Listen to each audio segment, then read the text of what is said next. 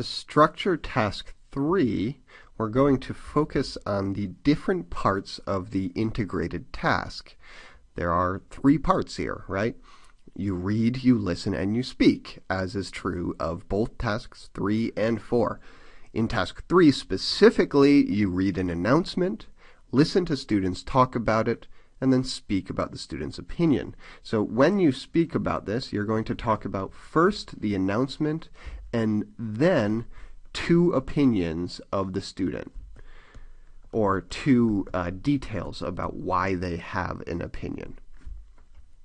So those are the 3 parts. That first part is the announcement. You're going to summarize the text and the key details from the text. Now, those 2 key details, they are hard to identify the first time you read, but they're easier to identify based on what you heard, because the student will talk about those details. The student will emphasize those 2 parts of the announcement which are most important. But in the beginning of your response here, you're going to just summarize the text and not really talk about the listening. You're just using the listening to identify which details are important.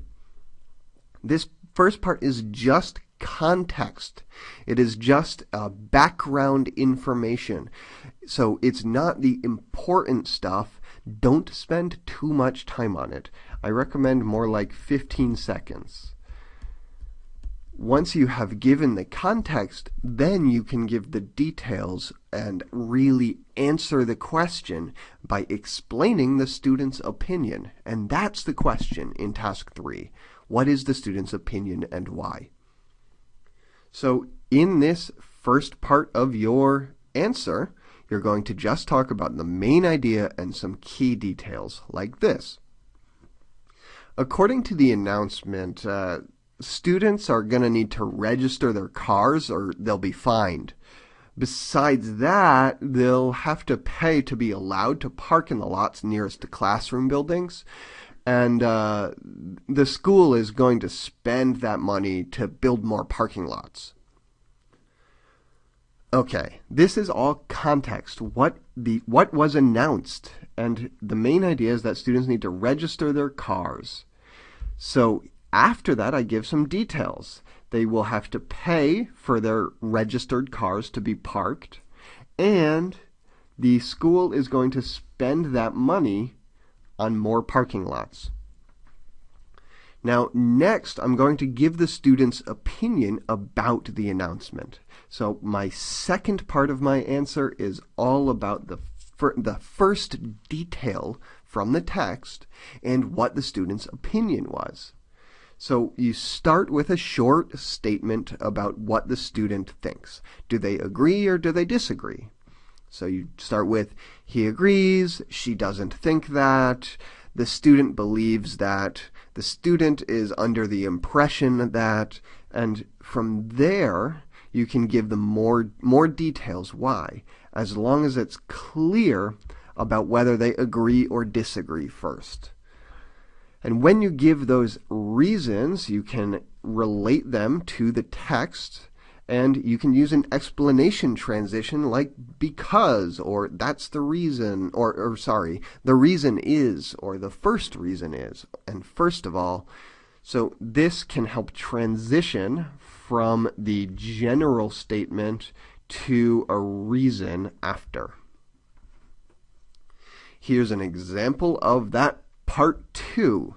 So I gave the context about what the school's announcement was, and now here's the student's opinion.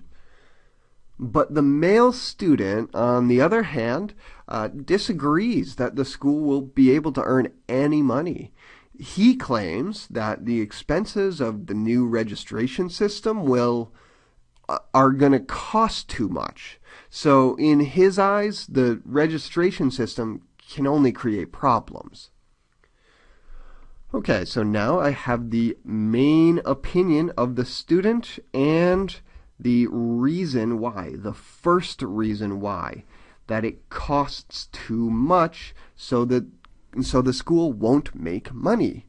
And that relates back to the text with the school saying they will spend money on new parking lots.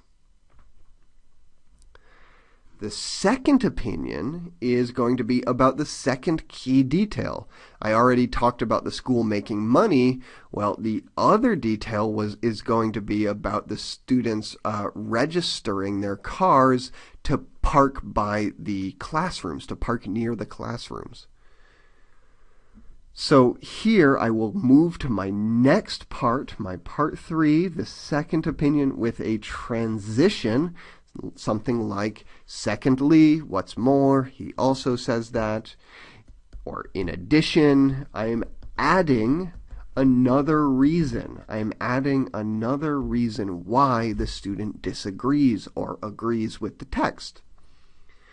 So you're taking the second key detail from the text and the student's opinion on it, and you're going to give this the same exact timing and importance as part 2. Part 2 and part 3 are equal. So in the beginning, you have an intro about the text and about the announcement, and then you have equal parts for the 2 reasons, the 2 opinions.